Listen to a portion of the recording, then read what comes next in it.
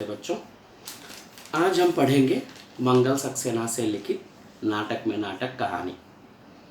राकेश का मन तो कह रहा था कि बिना पूरी तैयारी के नाटक नहीं खेलना चाहिए, और जब नाटक में अभिनय करने वाले कलाकार भी नए हों, मंच पर आकर डर जाते हों, घबरा जाते हों और कुछ कुछ बुद्धू भी हों, तब तो अधूरी तैयारी से खेलना ही नहीं चाहिए। उसके साथी मोहन, सोहन और श्याम ऐसे ही थे। राकेश को उनके अभिनय पर बिल्कुल भी विश्वास नहीं था। वो स्वयं अभिनय इसलिए नहीं कर रहा था कि फुटबॉल खेलते हुए वह अचानक गिर पड़ा था और उसके हाथ में चोट लग गई थी और हाथ को एक पट्टी में लपेटकर गर्दन के सहारे लटकाए रखना पड़ता था। नाटक खेलना बहुत आवश्यक था।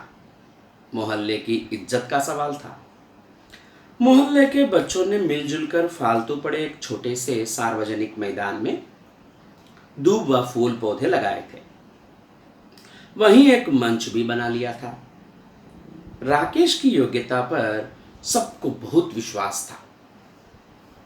समय था केवल एक सप्ताह का। 7 दिन ऐसे निकल गए कि पता भी नहीं लगा। मोहन, सोहन और श्याम यूं तो अच्छी तरह अभिनय करने लगे थे, पर राकेश को उनके बुद्धूपन से डर था।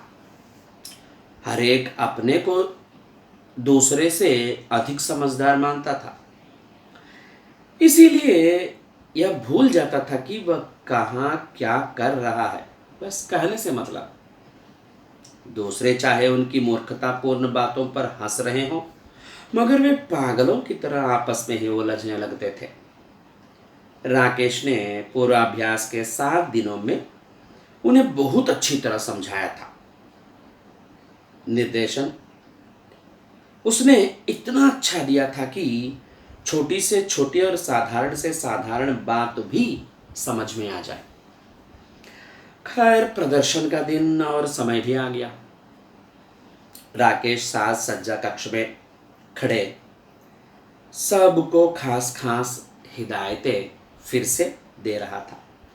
मोहन बोला, मेरा तो दिल बहुत जोरों से धड़क रहा है। मेरा भी, सोहन ने सीने पर हाथ रख कर कहा। तुम लोग पानी पियो और मन को साहसी बनाओ। राकेश ने फिर हिम्मत बढ़ाई। जैसे तैसे अभी तक तो ठीक ठाक हो गया। अभिनेता मंच पर आ गए, पर्दा उठा। मोहन बना था चित्रकार और सोहन बना था उर्दू शायर। तो नाटक में दोनों दोस्त होते हैं।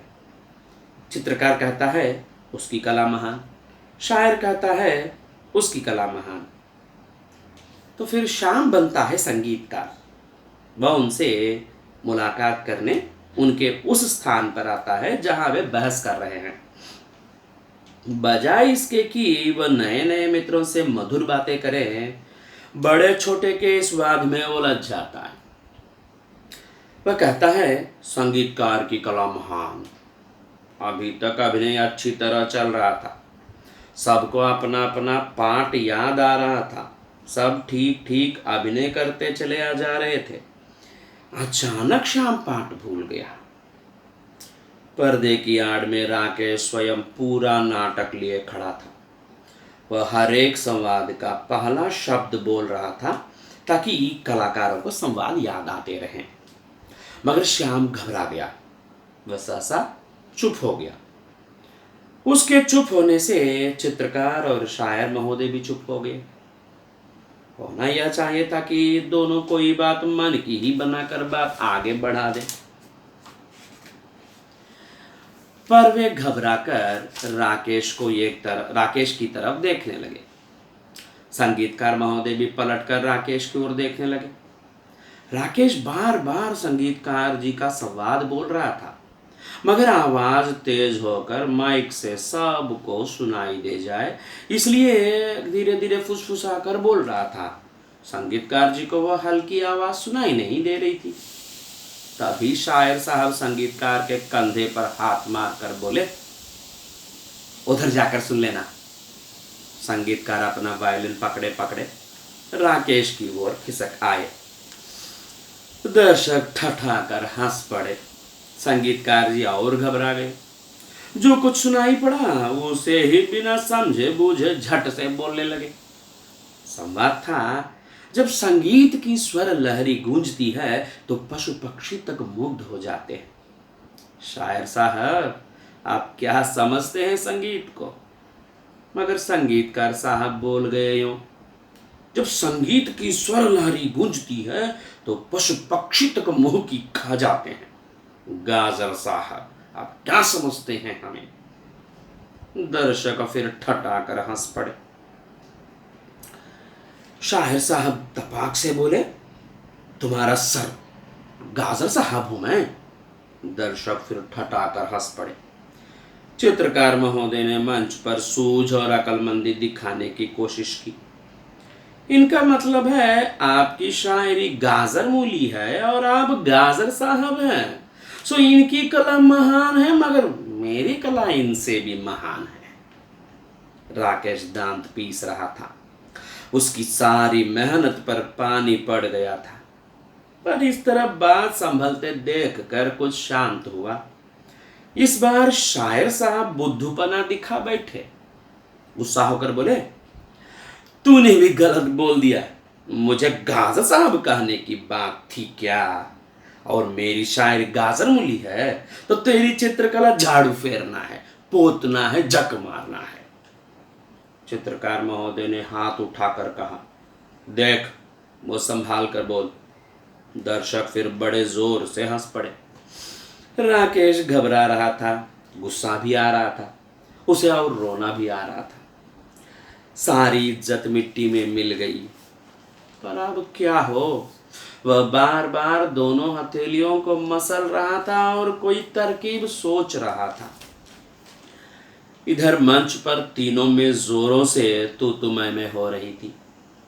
चित्रकार महोदय हाथ में कुची पकड़े आंखें नचा नचा कर मटक मटक कर बोल रहे थे, अरे चमगादड़, तुझे क्या खाक शायरी करना आता है? जबरदस्ती ही तुझे यह पाठ दे दिया, तूने सारा गड़बड़ कर दिया। मुझे चमगादड़ कहता है?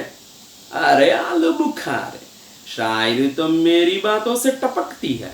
तूने कभी टूथब्रश के अलावा कोई ब्रश उठाया भी है? यहाँ चित्रकार बना दिया तो सच मुझे अपने को चित्रकार समझ बैठा। दर्शक हंसी से लोटपोट हुए जा रहे थे।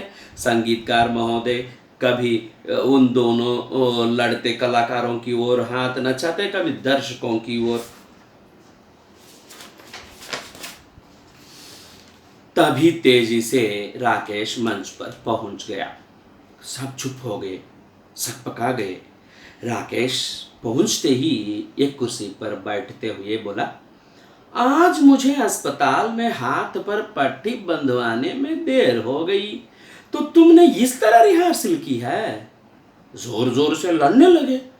अभिनय का दिन बिल्कुल पास आ गया है और हमारी तैयारी का यह हाल है। चित्रकार महोदय ने इस समय अक्लमंदी दिखाई। बोले, हम क्या करें डायरेक्टर साहब, पहले इसी ने गलती की। राकेश बात काट कर बोला, अरे तो मैंने कह नहीं दिया था कि रिहर्सल में भी ये मानकर चलो कि दर्शक सामने ही बैठे हैं। अगर गलती हो गई थी तो वहीं से दोबारा रिहर्सल शुरू कर देते। यह क्या कि लड़ने लगे, सब गड़बड़ करते हो। बात राकेश ने बहुत संभाल ली थी। पर्दे की आड़ में खड़े अन्य साथी मन ही मन राकेश की तुरंत बुद्धि की प्रशंसा कर रहे थे। दर्शक सब शांत थे, भौंचक्के थे। वे सोच रहे थे, यह क्या हो गया? वे तो समझ रहे थे कि नाटक बिगड़ गया, मगर यहां तो नाटक में ही नाटक था, उसकी रिहर्सल ही नाटक था। मानो इस नाटक में नाटक की तैयारी की कठिनाइयों और कमजोरियों को ही दिखाया गया था। राकेश कह रहा था, देखिए, हमारे नाटक का नाम है बड़ा कलाकार, और बड़ा कलाकार वह है जो दूसरे की त्रुटियों को नहीं, अपनी त्रुटियों को देखें और सुधारें। आइए अब हम फिर से रिहर्सल शुरू करते हैं। तभी राकेश के इशारे पर पर्दा गिर गया। दर्शक नाटक की भूरी भूरी प्रशंसा करते हुए अपने घर चले गए। धन्यवाद।